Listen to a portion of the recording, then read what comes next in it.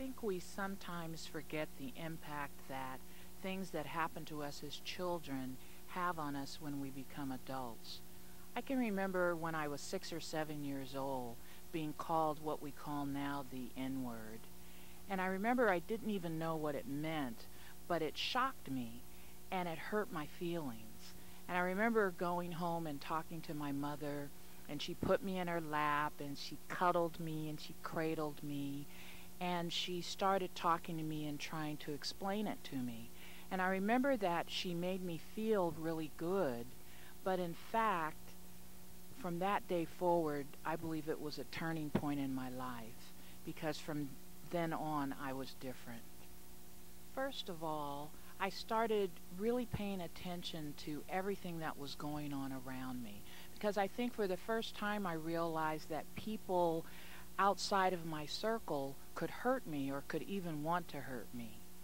Second, as I got older, like 7, 8, 9, 10, I started reading a lot, and I wanted to know everything I could about black people, about black culture, black history, Africa, Egypt, anything I could find out about my roots and who I was. That's what I wanted to know.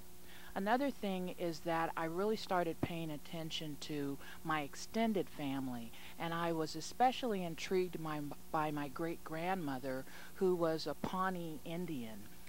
Her mother was Pawnee and her father was an African slave.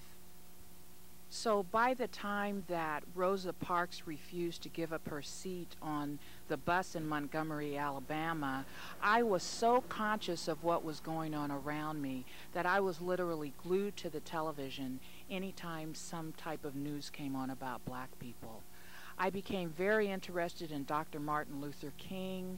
I knew when Malcolm X was a leader with the Black Muslim movement. And then as I was 12, 13, 14, 15, I was paying attention to everything. I remember when I graduated from high school that Nelson Mandela was imprisoned for helping black South Africans. I remember when there was the March on Washington.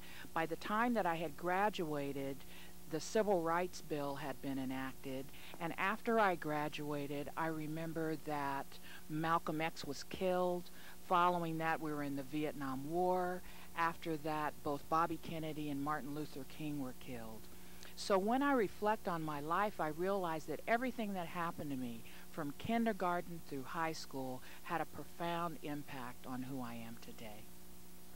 So when I look at my grandkids, I really see that everything that's going on around them will have an impact on who they become.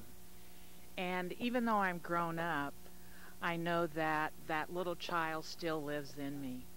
And because of that, it's made all the difference. I'm Lakiba Pittman for Community Journal.